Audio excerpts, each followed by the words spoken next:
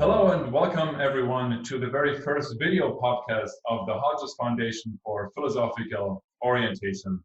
We're starting this video podcast, this series of video podcasts, to start a conversation about the most challenging reorientations of our time, of the 21st century.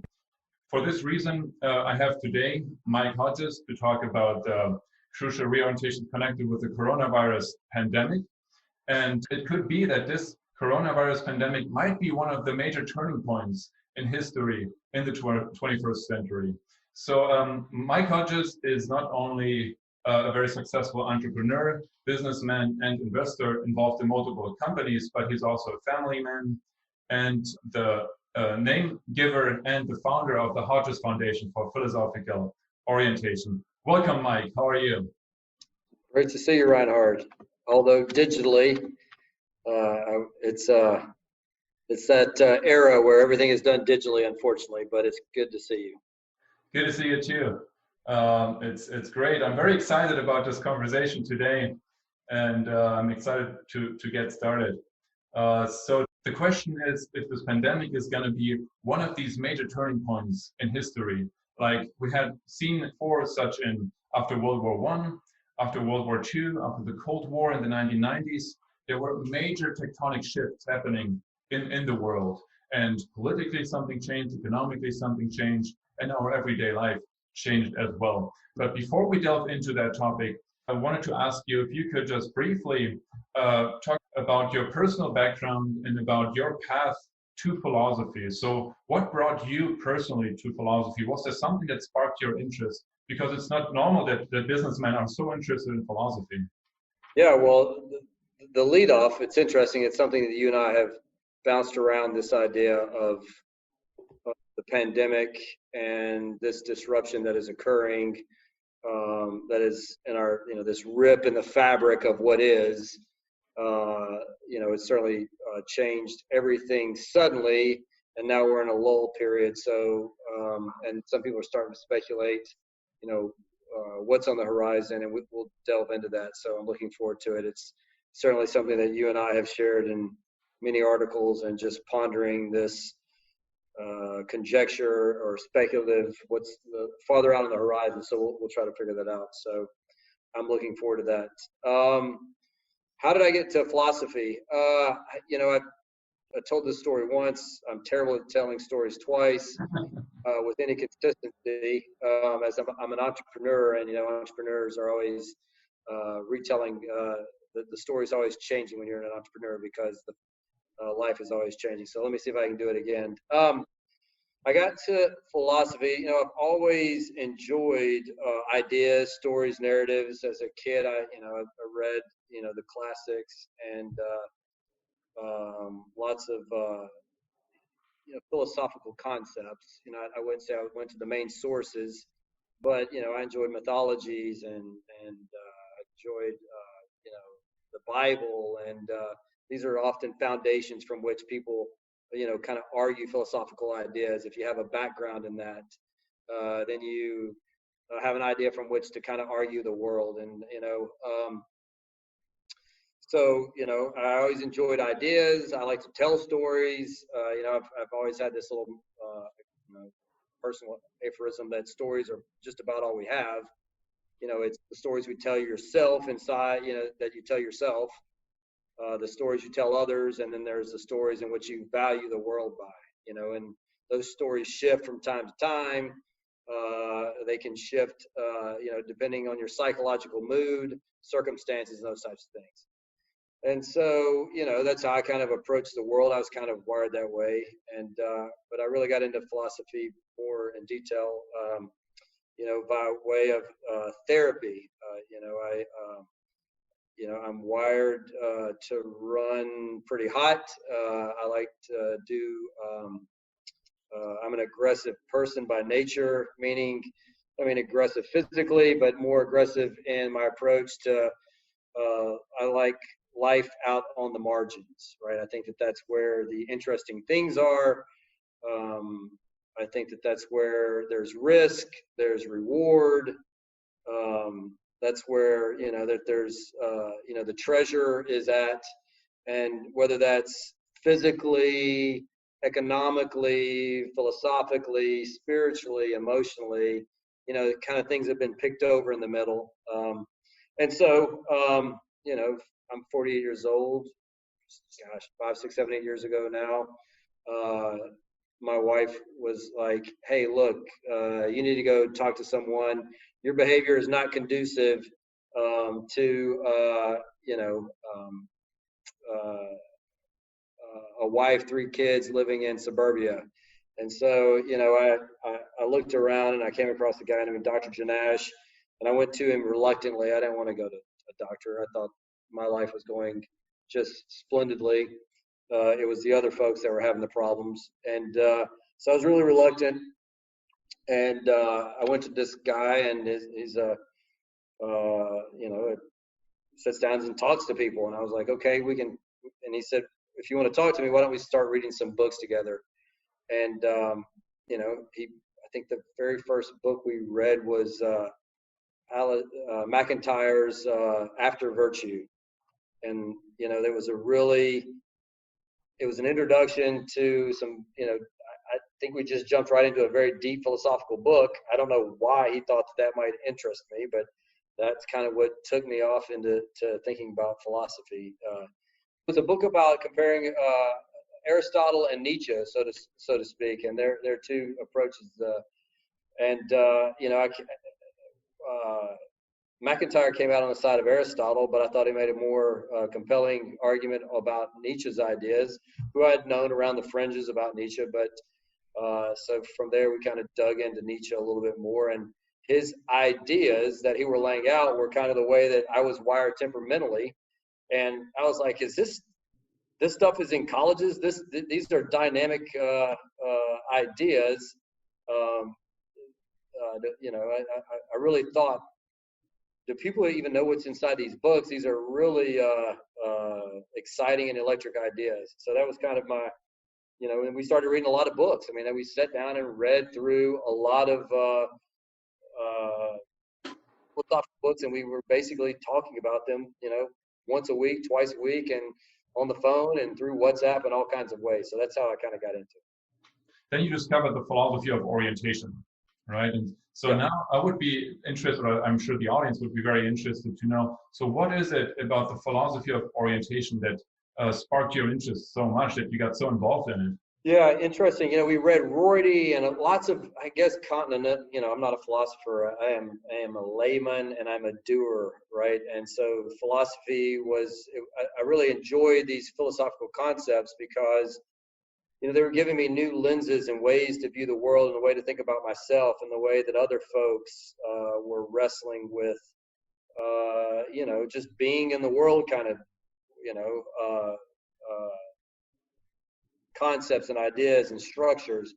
And so, as a guy who, I didn't graduate college, and I didn't take, I wasn't a philosophy major. These were all new and exciting concepts to me. And so, I was looking for other folks that might share in these ideas. And, my wife and I drug her over to Vanderbilt, which is over here, and we sat in on a couple of classes on Nietzsche. I told this, I was looking for this Ubermensch kind of person, that Nietzsche was talking about, Overman. I was like, surely if folks are studying about this guy, there's got to be something that's kind of interesting to those folks, the concept of becoming what one is and, ever becoming. And so, that wasn't really what I found. It was more folks that were debating, where the commas in Nietzsche's text probably should have been. I mean, I'm being facetious here. But then I was going to attend some conferences, and so I joined the Nietzsche Scholar, the Nietzsche Society, and the very first journal that I got was received. There was the very first article open was Dr. Stegmaier's Nietzsche's Orientation Towards the Future, and it's in there laid out a lot of, I wouldn't call it a redescription, but in some ways it was redescribing some of Nietzsche's concepts in a new language that was more, to me, everyday language that described some things that made how you might think about the way we interact in the world in a more easily understandable way. And so that's the first way I came across that article. And you were the translator of that article. And so we reached out. We were looking to try to find some more works around this because it was the first I'd come across it. I thought it was very interesting. And I wanted to understand a little bit more. And so we reached out and found you down in Texas after calling around looking for these types of works. So that's how we're sitting here together, and all this has kind of come together. Yeah, that's great. And I mean, it's been so great that we were able to start this whole foundation because of this huge coincidence. And now what I think is also would be really interesting to hear from you is what precisely about this philosophy, right? So what does this philosophy offer what like Nietzsche doesn't offer, or what other philosophies? So what was it that you were like, wow, this is really something? Like what kind of ideas were in there? Yeah, well, I mean, one of the catch phrases for me is orientation is, trying to find your way successfully in new situations, and most situations are going to be new, right? I mean, life is in flux and it's fluid, so as a human being, right, that is intersecting the world in lots of places, as a father, as a business guy, as a friend, as a family member, I too am trying to, find my way successfully in new situations. So that just, catch of that's what we're trying to do, kind of describe things as they are pretty well, right? And most things are trying to do that, from, plant life on up to all of us are trying to do that in one way or the other. Some of us are doing it more, I don't know if aggressive is the right word, but some are trying to master, some are trying to cope. And that was also some language games that Dr. Stegmaier had introduced in that first article about Nietzsche on the future, which was to me, softer way of describing a will to power, right? Rather than saying life is will to power, it was, we're all trying to cope or master new situations, right? We're either trying to stay where we are or we're trying to move ahead. And that really struck me. And so the philosophy, through a lot of its language and descriptions of how we're interacting in the world, kind of laid out the rules of the road. And if you know the rules of the road, well, then you have the rules of the game, or how it's operating, then you can think about how you might want to maneuver. It's not value-based philosophy, but it's more a descriptive. I can add my own values into this, and then it also allows for lots of values that could, it's not reordering values the way some moralistic philosophies would do. It's just saying, hey, this is how we probably operate, and it made sense to me. And a guy with a limited education, it was also easy to understand. So it really fit well for me. That's fascinating, especially for somebody like me coming from academia, to hear this, I guess, business standpoint, or somebody who's involved in very many different orientation worlds and tries to cope and master different situations, to see how this is applicable in a non-academic environment, right? So I wonder if you, and I don't know if there is a good example, but something concretely in a way of maybe was there something that actually helped you better, or is that too simple, or did it like in some way kind of help you to cope more successfully with certain challenges? Well, what it did, it helped put a language around what one way I'm temperamentally wired to be. And because the way I'm temperamentally wired to be this way, I've always observed that things are in flux, that they're fluid. As a kid, I told this, I grew up in a broken home. I was a latchkey kid. My early, days, I was a gambler. I'm a gambler by nature. I like chance. And as a gambler, you are always experiencing that, the turn of the card, or, in high transactions, or if you're a trader or a stock, that things are constantly changing, right? That every situation is new. And and that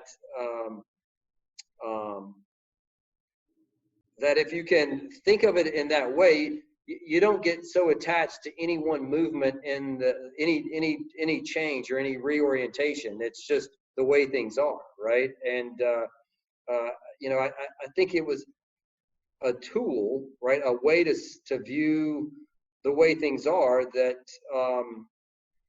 that I think if you can put a language around what's going on, I think we as humans, that's one of the things that we try to do, right? To make an understanding out of something. And by putting these very navigational, I would call it, language games on it's easy for folks to kind of understand what's going on, like footholds, right? And everyone understands that you have a foothold, you know where you are. That could change when you're disoriented, right? You feel that you, like if a tragedy has hit you, you don't know where you are. You're lost in, this kind of disoriented, you've lost a foothold, you're looking to grab onto something, and you're going to feel disoriented until you can, have new routines to then get those footholds. So it was, it has been helpful, and it has helped me to organize the way that I see my life, and I think most people's lives are organized. So that's how it's been helpful. That's interesting for to see how this philosophy in the end can be, I guess, applied or can be very useful. And that's something that always struck me as something that this philosophy it's so useful in all these different contexts. So there's all these various different orientation worlds, societal orientation worlds, political, economic, and all these worlds, and it addresses all of them, and addresses how we reorient ourselves in each of them in a different ways. Right, so that's very fascinating. I guess this brings us to our next topic of the coronavirus pandemic, right? And where this is something that's very, it might bring about, as we said in the beginning, this tectonic shift in the world. At least there will be a lot of reorientations happening, and now the question is, can we frame this also with this philosophical approach, right? So right now we already see, and we can start like in a more local perspective, and would be very interesting to hear your perspective as somebody who's in the economic orientation world, an expert in this world, that we see a lot of reorientations happening right now already, right? There's a huge unemployment rates they're growing rapidly. We have global debts that are skyrocketing as never before. There's trillions and trillions of dollars that are growing in debt burden globally. And then we see maybe a kind of a global decline of the economic power altogether. So from your perspective, as somebody who is involved in multiple economic, areas, what do you think? What will be the impact of the pandemic in the coming, in a closer future? So in the next months, maybe, and maybe in the 1 or 2 coming years. What do you see? What is going to change? Yeah, these are big questions, and they're, the proverbial $1 million questions, because there's a lot at stake. So, there's no question that already we can see the impact of the virus and the public response. So there's the virus, the health risk, and there is the public response. And I think we can all agree that there are so many stories out there that whichever way, I would say, your bread is buttered, there is a story to latch on to, right? If you want the virus to be over any day now, there's stories out there for that. If you think that the virus is going to go on for a long time, there's stories out there for that. If you think there's going to be a vaccine, there's stories out there for that. If you think that the virus is going to go, run around for a long time, there's also those types of stories. And as just a human being and someone who's trying to navigate his family's health in this environment, it's kind of a buyer beware environment, meaning depending upon the source of the data that you're reading, you have to question, what are they selling me right now, right? Is this a political entity that wants me to vote for them or against someone? Is it a Is it someone on a financial network that wants the stock market to go up or the stock market to go down? Is it a private company that's trying to justify laying folks off or hiring people, right? This virus has, in a short period of time, has given us the opportunity to, especially if you can step back and view it philosophically, right? To be amazed at, we really have there is no footholds right now there are no certainties, right? Everything is up in the air. Every one of us questions everything that we're hearing right now, right? And I think for everyone, it's very unusual, unsettling, uncertain period. So I'll just stop there. I mean, I know I didn't answer the economic question. I'll try to come back to that. But I mean, I think you're probably feeling that, as you've got your own life and you're a new guy in a new town. You're trying to figure those same things out right now. Oh, for sure. Yeah. No, it's as you said, there's one thing I guess that we can see now is all these uncertainties, right? And that's something where the philosophy of orientation works so well, right? That because every orientation is under the condition of uncertainty, right? And so all we have are these footholds, and even if you listen to this media, you have those footholds. If you listen to other media, you have other footholds. And this creates a different reality, right? That you believe in. And yes, you're very right. I mean, our everyday life just has shifted so much, right? And just the way that we work, right? I mean, these very basic things. I mean, we already see these shifts to work from home, seeing Zoom calls everywhere. A year ago we would probably sit in a recording studio now instead. Right. So there's these shifts that are happening everywhere. And I guess maybe to come back to the economic questions, I mean, you have seen a lot of shifts in your companies you're involved with. So what are the things that you think? So of course this is like a crisis right now, but what is going to survive long term, right? Work from home is like one of these obvious one. Digital technologies. What else do you think is going to change in our everyday life? It's interesting because we start out asking, how big will this be, right? Is this as some people are speculating, is this a world war? As you and I were talking about the four horsemen concept, that you have state collapse, revolution, you have pandemics and wars, right? Yeah. And so three of those are, most of the time, they're regional: war, state collapse, and revolution. But you get something that's brought on by nature, and that becomes global. Like, we're all going through this at the same time. There's a rip in the fabric. We don't know how big the rip in the fabric of what is, and it's being debated, right? And I'm wondering right now, in past pandemics, during World War II or World War I, were people also uncertain about where it was going? And when you read something, read some of the stories of what people were telling each other back then, it was debated. Like, World War I thought it was going to be over, in a few weeks. The Civil War thought it was going to end, in a battle, right? They called World War I the Bankers' War, and people took it very cavalier. And next thing you know, the entire world is involved, and everything changed and then changed again, right? It was it brought on World War II, I mean, arguably. And the question is, there's uncertainty around this pandemic. There's a group of folks that are like, this is a big deal and it's going to change everything.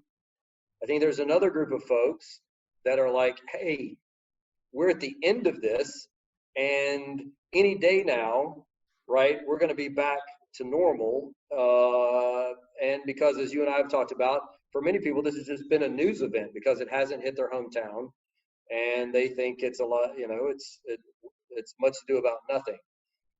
So, I mean, we're living through that being worked out. I mean, time will tell. And we all have our instincts of where that's going. It's interesting to me why people's instincts lead them to believe one thing or another, right? And it's typically because everything is driven by the dollar. It's how, what is your economic interest or political interest? It's power related issues that it's which way you think things are going to go.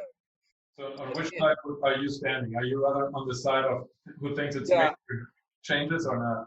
I don't know, but it's a big event, right? If someone told me there were lions loose in the neighborhood, I'm going to be cautious until I know. And right, so I continue to be in trying to take in as much data as I possibly can. I'm trying to keep my family, folks that I work with safe, and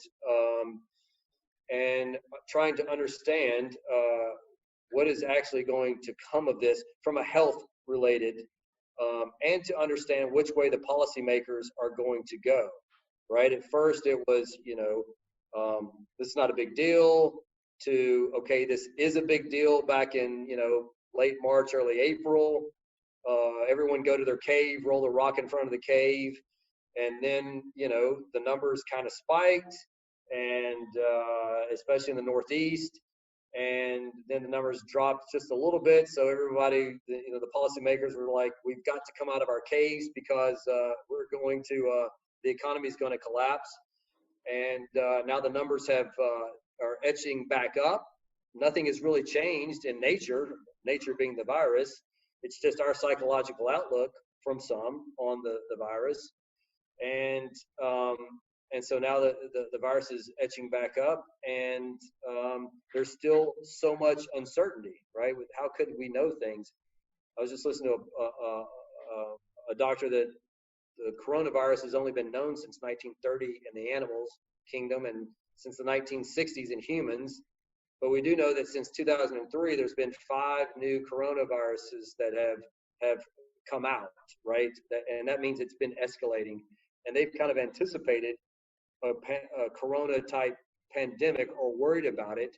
I mean, and this one kind of strikes us where it's highly contagious, and we're all uncertain about what it will do to us, right? That's a hotly debated, like, how bad is it?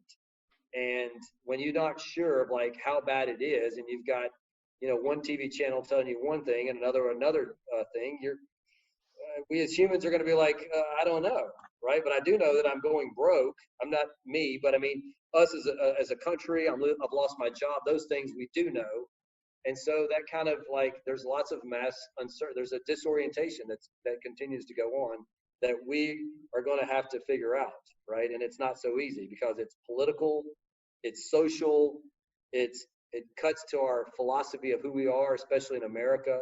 Like wear a mask. I'm not wearing a mask. I'm going to live free or die, right? I mean, so this is a very deceptive.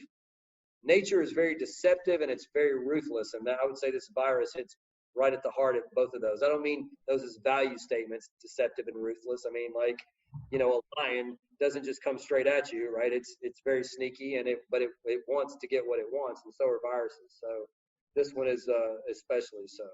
So I'm trying to figure it out just like everybody else, and I'm trying to use some of the language games through orientation to try to, help me think through where I am in this. And right now, like a lot of people, I continue to be disoriented, looking for new footholds every day. That's fascinating how it would impact just all these different areas. And since you just mentioned the huge unemployment, right? Maybe come back before we jump into like the more political aspects.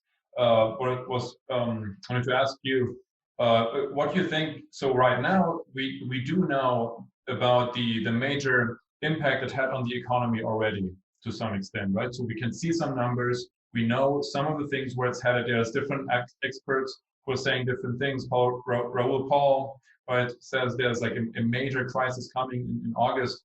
So I wanted to ask you, as somebody in the economic orientation world, what you think about are we going to head into an inflation, a deflation, a stagflation? What do we do with all the debt burden?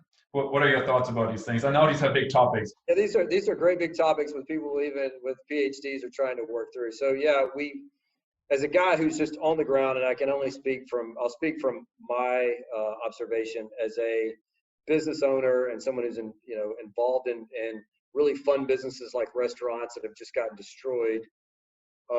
What we know is that social distancing, right? That very word and language game, it flies right in the face of modern economic, the way we have set our systems up. Most of the things that we do, especially the things that we like to do, right? How we enjoy being human beings, social distancing just doesn't work well, right? And so as long as there's social distancing going on, you're going to have a big, hurtful, harmful impact on the economy. And so, when the virus finally, I would say not the virus, when it psychologically hit us in March, when we were like, oh my goodness, this is something big, right? The stock market crashed, the federal government and the Fed, the central bank and Congress through stimulus stepped in, and they staved off a market crash by pumping liquidity and stimulus to try to buoy the markets, right? And so it did that. And if you were just to measure that by one barometer, which is the stock market, it's done that quite successfully, in that it's almost retraced 80% of its drop, right? So but we are more than a stock market, right? And so, but if you look at jobs and unemployment, these numbers that come out, that unemployment, I think in June got a little bit better, but of course, I mean, nothing falls straight down. You fall, and when you open back up, you're going to have, people being rehired back. The restaurants I'm involved with, they hired people back, but also the restaurants that hired people back can only have 50% capacity, right, or seating. Well, restaurants are marginally profitable to begin with. Your favorite eateries and water bars and restaurants, right? Those guys are, they make, it's a living. It's not filthy rich, so to speak, right? They're not high margin businesses. And so if you're asking these folks to reopen with only 50% of their customers to come back, well, they still have the same amount of rent, right? Employees expect to be paid the same amount. Food, I mean, it's really hard to do. And so the reason why we haven't had such a major impact, I would say, in May and June, is because there's been liquidity in the system that the government has pushed out to America, I'm speaking, that's kept this thing elevated. But at some point, and that's what the government can do, it can produce liquidity. And liquidity is money into the system. And it does that through lowering rates and pushing it through the banking system. And that money has to go somewhere. And right now it's gone through asset price. It's raised the asset price of stocks. But what it hasn't done to those stocks is brought back customers, right? Airlines, no one's flying. No one's on cruise ships. Restaurants are down. Retailers are bankrupting. And so the ends are not meeting. And so what a lot of macroeconomic guys are saying is that unless something changes, and there needs to be a health solution to this. If something doesn't change, then the ends aren't going to meet, and you're going to have a solvency issue. And what that basically means is you're going to have solvency means there aren't enough customers to generate enough revenue to pay or meet the commercial agreements that were made pre-COVID. So before COVID, everybody was selling 10 widgets a day, and everything was priced perfectly in a system to sell 10 widgets a day. And then you have COVID come along, and now you went to selling like one widget a day during the shutdown, but now we've opened back up and you're selling 5 or 6 widgets a day. Well, there's still a gap of 4 widgets, but you have commercial agreements with people. You have employees who want to be paid, and you have leases that need to be paid. You may have borrowed money, right? And so at some point, if you don't get back to 10 widgets a day, there's going to be a whole lot of reorganization going on, either privately, like one-on-one, me coming to you and saying, Reinhard, I need you to take a pay cut. Or you going to your landlord and saying, I can't pay this rent, right? And the landlord going to his banker saying, right, I can't pay this debt note. And so if we don't have a return back to normalcy, I have a hard time seeing how we're going to get through all this without there being a major reorganization through either privately with each other or through the bankruptcy court. And you're seeing quite a bit of that. I hate to be, I'm an optimistic person, but that's just how I see things working out right now in the economic system, if that makes sense. Oh yeah, no, that's great. And I guess so right now we already see a couple of bankruptcies happening, right? So there's these every day, just about. Yes, it's record numbers that are happening every day. It's terrible. Right, especially impacted our airlines, restaurants, department stores, and all these, I guess, face-to-face sales conditions or situations. So yes. And now the question, on the one hand, of course, we have the solvency crisis, which hits everyone, more or less, right? It's going to be an overall economic impact. But the question is maybe, are we going to see any winners? So there's going to be a lot of losers. Is there going to be any winner? For now, we see, right, Amazon has hired a lot of new people. Are they going to be winners? Do you see anybody else? It's such a tough question. We always view things through just pure economics because that's what we are. Modern man is, if we're nothing, it's economic. Everything is seen through utilitarian, tool-driven, time is money, can we make a dollar? But the real question there, when I hear that, it's like, do we want to live in a world where Amazon and I'm not knocking Amazon. I buy a lot of things on Amazon. It's, figured out a great way to be. And through Facebook and Netflix, right? Do we want to live in a world where you don't have so overall, no, there's not a winner in that, right? What I'm thinking is broadly speaking, like, yes, those companies where you just sit on your phone and you buy something and something shows up in your mailbox. If we're all going to be forced to live inside of our cave for some time, metaphorically speaking here, yeah, but are we winning do we feel, I think for a lot of people, the answer is no. We're going to have to figure out under the old paradigm, right? Yeah, are there going to be winners? We're all going to have to figure out a new way to reorient ourselves, right? We're going to have to figure out how to be better with less. And I don't mean like me, the business person. I'm talking about me, all of us, the human beings. Like, are we going to continue to get our satisfaction through consumption, right? And I think a lot of people are answering that, no, maybe not. And you see that because there's the savings rate have gone through the roof. One, that's because there's nothing to spend on or spend less to go out and spend your money on. And there's a lot of us that are like saying for the first time, like, wait, whoa, what happened here, right? I'm worried that I'm going to have a job, that my company's going to stay in business. And so people have pulled back. But I think that just like the Great Depression had a lasting impact on people and how they viewed what they're going to do with their time and what they're going to do with their money, I think that this could be another one of those major impacts to people. It is for me personally, and I'm extrapolating. I know other people who are finding other ways to go about being and doing and things that don't cost any money, being outside, right? Walking in nature, doing those types of things and so that's great, except it's terrible for the economy, right? Our business, the economy needs people to spend money, right? So we're in this catch-22 situation. Great that people are saving more money, except they're not spending the money. So all your favorite retailer shops, like, whoever that you read every day that's going out of business, it's because there's no one buying anything from their stores. So it's the creative destruction that philosophers have talked about, that religions, have celebrated, and their gods like Shiva or, but when it comes to real life and you hear these things happening to you, right, it's not so great when it's creative destruction and you're Brooks Brothers and you're filing bankruptcy, or, the innumerable other ones that are filing bankruptcies or reordering right now. So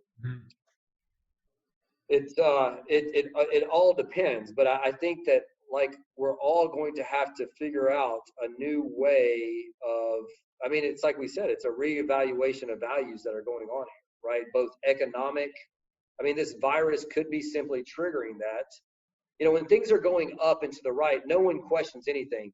The politics work, the economics work, your religions work, right? Your values work, right? That's what, when things go backwards, when things start to fall, that's when you're like, hey, I don't know if I want this political regime right here. I don't know if, right, you have big social unrest movements like we're seeing, right? I mean, that zeitgeist has been going on for a few years. Religions get thrown out. You know, if you look at other pandemics, like, you know, they gave up on Apollo back in the Athenian Wars, and because he wasn't listening to them. I mean, pandemics have played such a major impact, and it's been the yawner of it. Like, we're all getting excited about the wars and the revolutions and the state failures, and you read about and know about pandemics, and you're like, oh yeah, that's boring. That's a virus, and no one cares. But hey, these things seem to be a catalyst for change, and that's certainly what's. We'll find out in time how big that change is going to be. I suspect it could be pretty large, but we'll find out. Yeah, that's interesting. That's another question I wanted to ask you, and comes back to the point of what you were saying earlier about that you're always interested in stories, right? Where humans are storytellers. So there's Richard Rorty talks about it, that all we have are stories, and we reorient these stories. We tell new narratives. We have vocabularies, and then we renew our vocabularies to understand the world that we're currently in. And also, Yuval Noah Harari picks it up in his Homo Deus, for example, and says we're storytellers, and the stories we live in today, there are something like capitalism, right, or like Western values, something like democracy, the success story of the West, also, right, of the Enlightenment, of the law system, of equality, of liberty, and all these values that we hold so dearly.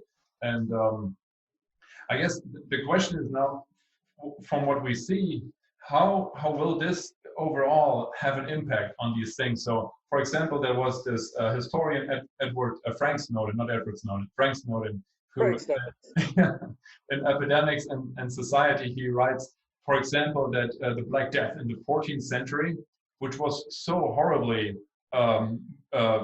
terrible and horribly deathly to so many people, so many millions died back then, that it undermined the faith in the Catholic Church back then. And then in the 1500s, we had these Protestant movements coming. So in what sense, and I know that it's a very philosophical question, but in what sense can we see something of these stories being undermined, perhaps? Do we see an undermining of the success of Western capitalism? And if yes, are we moving towards China, perhaps, if they're going to handle the crisis more successfully? You know, these are really hard to answer questions, because it's you know, in Snowden's book, you know, a lot of these cataclysmic changes or pandemics also were the tipping point of change that were occurring or already, right? It was the tipping point. It was the straw on the camel's back, and you, like the fall of the Roman Empire, or we know the Athens Spartan War, and you know the outcome victor, but you forget that there was, you know, a plague that happened in the middle of it, and like, how did that weigh on the winner or the loser? And was it the catalyst for the change? Was it the zeitgeist that was going on? Like, did it conjure this up? You know, right? It's just like a lot of the institutions and the way that a lot of things were wobbly, to put it in Nietzsche's terms. Like, there's a lot of wobbly things that were already going on, right? We've had movement after movement. You had, you know, especially the United States in the last, you know, 12 years, specifically from the last financial crisis. You had President Obama. You had the Tea Party movement, right? That was a counter to that. You had President Trump, who's another movement. You've had the Me Too movement. You've had the Black Lives Matter. You've had lots of there's been lots of, a lot of it's populist driven, right? That's like tugging back and forth against a lot of the systems institutions that we've had in place since World War II, right? I mean, President Trump ran on a lot of campaign. Like part of his campaign was like, hey, let's break up some of these institutions that have been in place, like NATO since World War II, that had a lot of, my friends in Europe, scared, to death, because it's like, wait, what? Everything's worked since World War II. You turn on the lights, the light comes on. You flush the toilet, right? It works, right? The lights work. And so over the past, since my lifetime, and most everyone that's been alive right now, things more or less has worked seamlessly with a few blips in there, right? We had the Gulf War, right, that lasted a day, right? I'm being facetious here, but I mean, even our worst things have moved on, I wouldn't say quickly, but they have almost been forgotten in our collective psyche, because something, unlike a world war, right, or a civil war, or these types of things. And the question is, is a pandemic and these these movements that are happening worldwide, even before the virus, there was like 20 cities around the world that had movements going on, people in the streets, Hong Kong, Tehran, right? I mean, you're like, what's going on? There's an unrest. There's a bubbling up that's occurring, right? And then you have a pandemic that comes about it. And we don't know where we're at in this, right? The best case scenario is it's almost over, and for some, it will be right back to normal. There's others that are like, I'm never going back to normal, no matter what that is. I now have a new way of being. I mean, the jury is still out on which way are we going to go through all of this, right? And if you don't know, do you have the tools psychologically, because that's where the real battles are always, right? That's where the real wild places are, is between our own head and our own time and space. We have to navigate this world. I mean, do you have what it takes to find some solid ground for yourself as you move through these plate tectonic shifts, right? I think we're all kind of looking for that, right? And everyone's giving a different answer. Alcoholic sales were up at the very beginning, right? Right. So was Peloton membership, right? Which is a home bicycling app, right? Where you can get healthy. Like my wife is doing jazz, she's getting healthier, right? I mean, some people are drinking more, right? I mean, everyone's trying to cope or master this situation in different ways. So I too am in that boat. We are all, can't escape the times. So it's certainly philosophically interesting, but it has to be lived pragmatically, and we're all searching for our own answers. Well, one thing that we're also seeing, I guess, that the pandemic has been responded to in the world in different ways, right? So there's in China it was this really intense lockdown, which until now it seems successful so far, right? And then in Europe they took like this middle route, which was in the beginning was difficult. Now it seems okay. And then so UK and US, they were the ones who kind of take it a bit like easy going, not too strict measures. So it's laissez-faire. It's a very liberal. Right. That's right. It's a tradition of liberty, right? Liberty is very important to especially these countries, to the UK and to the US. So and my question would be like, moving forward, you mentioned earlier how social distancing is going to have an impact on the economy. So is this something that is going to influence these global systems, like the global economic powers? Are we going to see a shift maybe, right, to like more state-controlled governments and less liberty overall? I'm not sure. So first, let's just say that the data out of China, I hold skeptical. I mean, we don't know. I mean, yes, China, through its authoritarian regime, and they're very smart people, right, are able to do things that not just a democracy like the United States, but a democracy on every level. I mean, the United States is a democracy inside a democracy inside a democracy, right?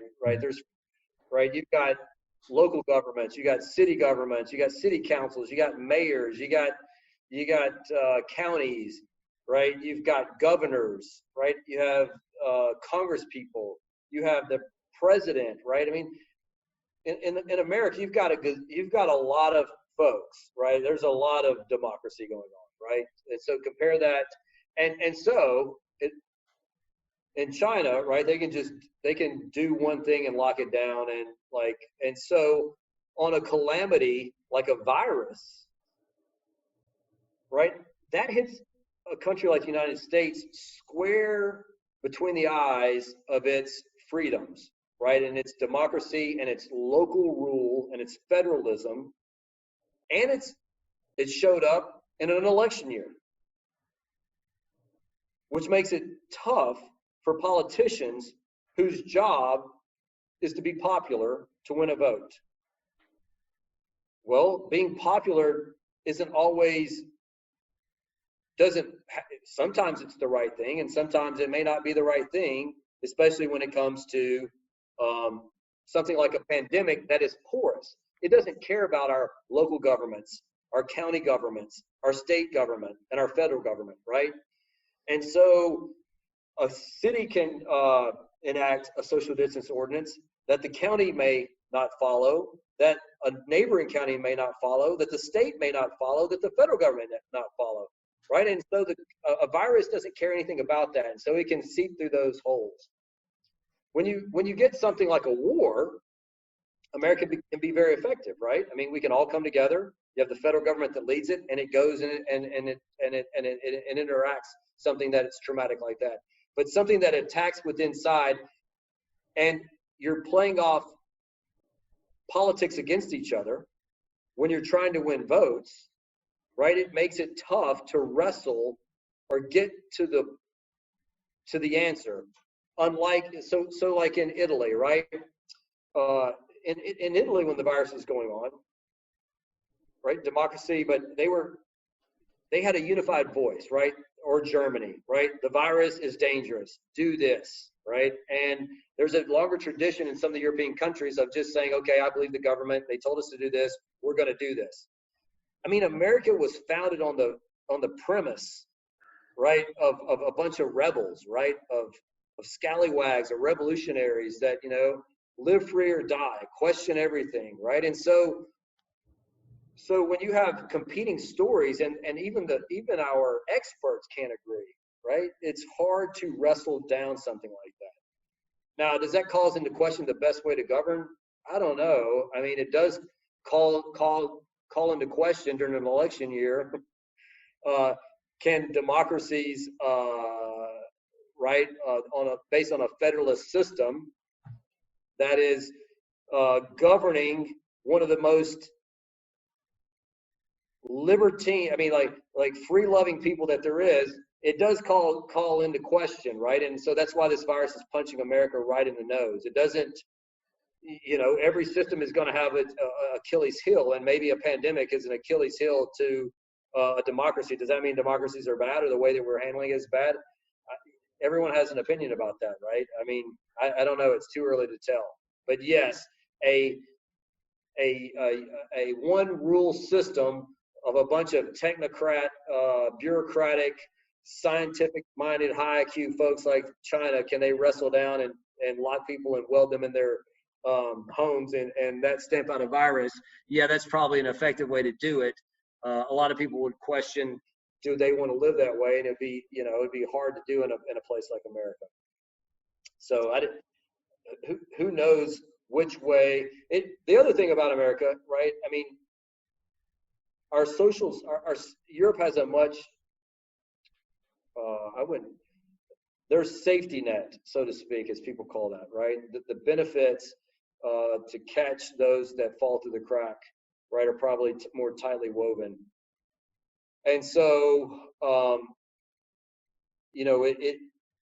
America right now has sent out stimulus checks, even though that there's been unemployment. For a lot of folks that have been unemployed, the federal government has, a lot of them had their pay has been met, and for up to about $60,000 has been exceeded.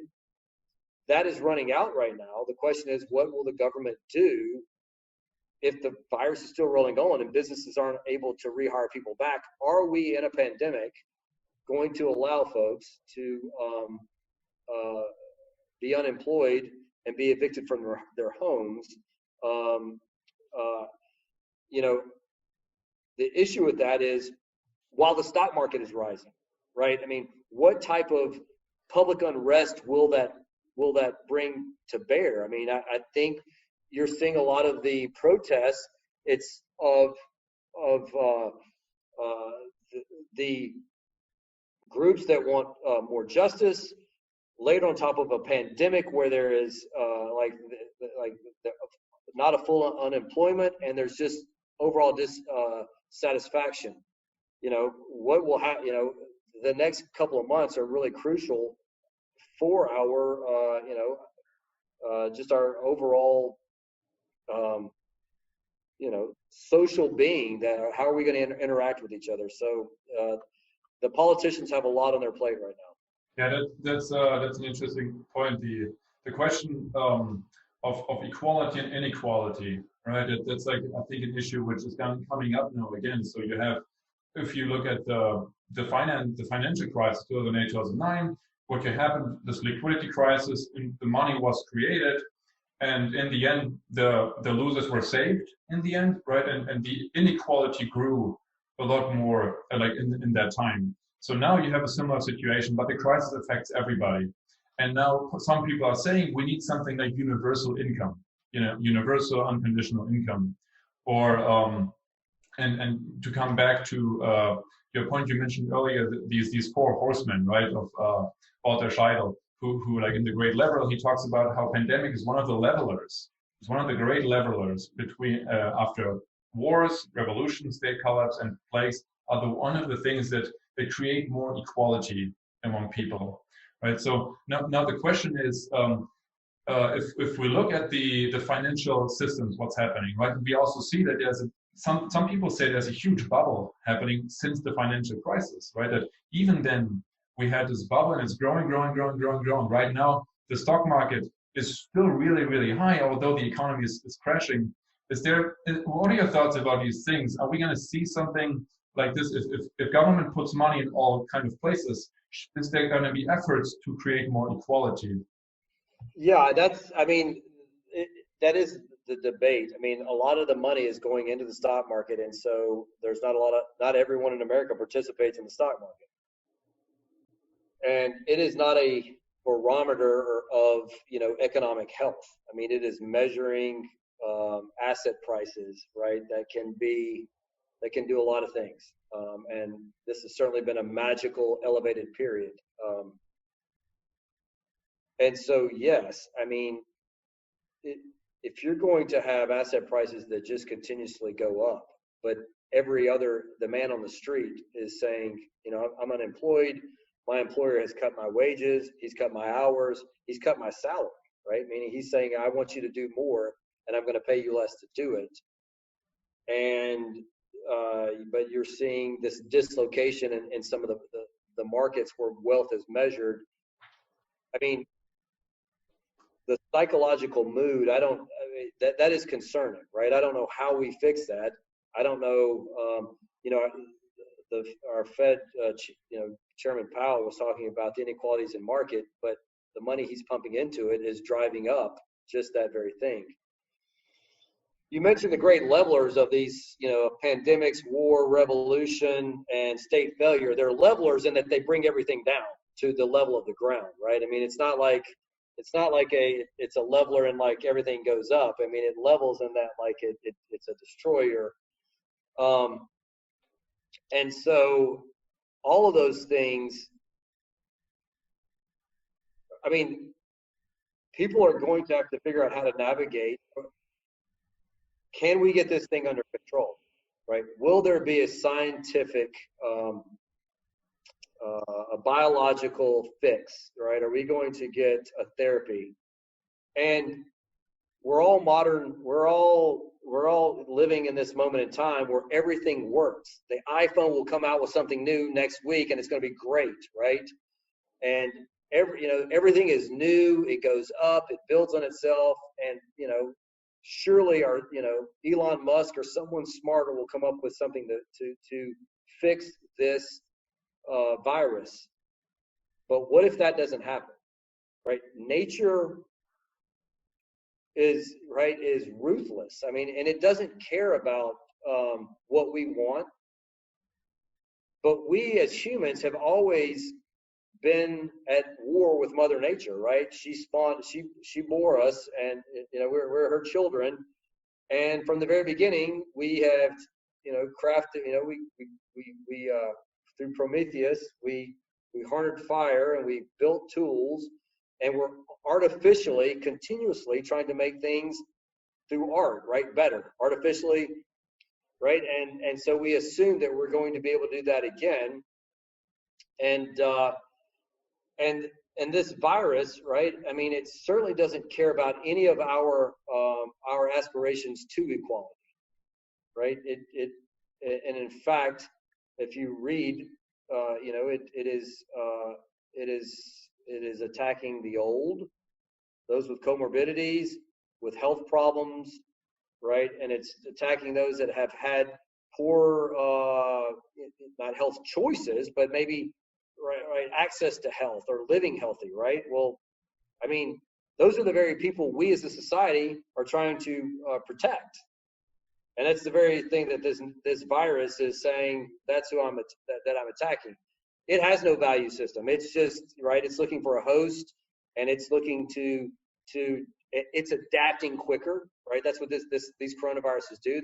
It is trying to figure out a way to spread itself and to adapt. And it's a tough thing for us to all wrestle with, because there's so many uncertainties here. We don't have the footholds that we need yet. That's a great point. Our time is pretty much up now. Maybe as a last question, to come back to the initial image of like this turning point in history, right? If you had to make a quick choice now, and I think it's hard to say, but if you would have to say, is it going to be turning point, and what, yes or no, like which direction? If you can, like a final kind of thought about this. My instincts are probably yes. I'm a cycles kind of guy, maybe influenced, maybe it's my ancient European barbarian ways of cycles, right? But I think that time is like spring, summer, winter, fall, winter, and that a lot of cycle folks would say we're about time for a something to reshape things. And so, I'm not hoping that because you only get something new and great out of something going away. So if you're part of the thing that's going away and you're putting a value on that, I could be looking at it as a cold-hearted bastard, right? Because no one wants to be part of the thing that's going away, because that's part of the destruction that creation, then the phoenix rises up out of.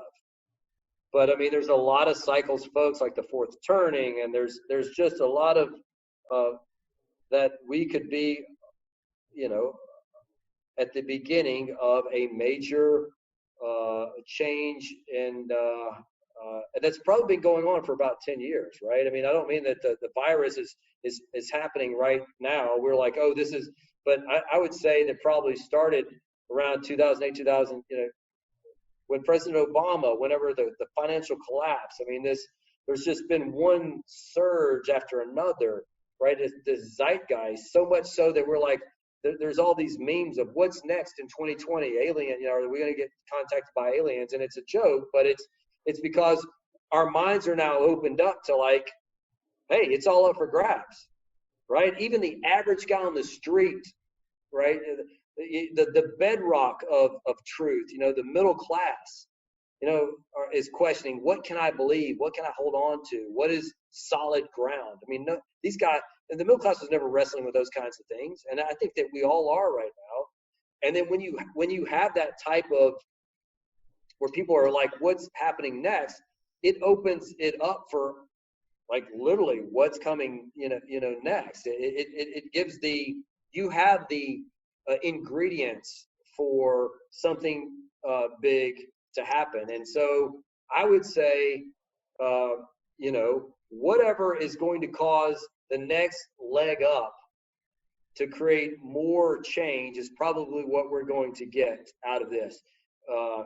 And that could be, when it comes to the election, that could be the president gets reelected, if that's going to cause more dislocated change, or if the dislocated change happens because he is removed from office, right? I'm of the opinion that we are lurching towards trying to figure out where we're on unsettled ground, and we're trying to move towards something firmer into the future. And I don't know what that is. I'm not, if I knew what that is, I'd be out, proselytizing it. I'm not. I'm just observing, and that's my instinct, right? Ask me next week, and I completely could change. But right now, that's just kind of how I see things. And maybe a last question to you as an economic professional is there going to be a bubble bursting soon, a financial bubble bursting soon? Yeah, again, it's hard. I'm not just a theoretician, right? I'm out here trying to make a living. I employ a lot of people, and I care about the communities I live in. So just for me, it's not me. It's like some stock market speculator who's like, I'm going to make some bets against or for it, right? I have worked right alongside of folks my entire life that I care about. And I'm involved with businesses of friends who run those businesses that I care about. And, but it is my opinion that, yeah, we're probably, we're coming towards the end of this sooner or later. I mean, either sometime by the end of the summer or before the election or after the election, we should be moving towards some insolvency phases and some rubber, there's going to have to be some dramatic things, or we're going to see in the near term more deflationary pressures, which means there's going to be a debt deleveraging, which means that when debt gets delevered, right, there's reorganizations that have to occur. That entire time, the government's not just going to stand around with its hands in its pockets. It's going to be printing money, right? It's going to be trying to do everything it can to not let this thing unwind disorderly. So you're going to have dollars coming into it, but you're going to have banks not lending, people not spending, right? And so obligations not being met.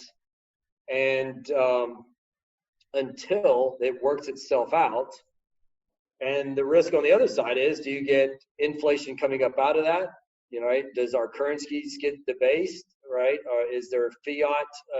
Do we have inflation or stagflation a couple of years down the road? Does in the short term, I would say the dollar goes up, but 2 years from now, does the dollar then fall as the reserve currency? I mean, these are the big games that are being played right now.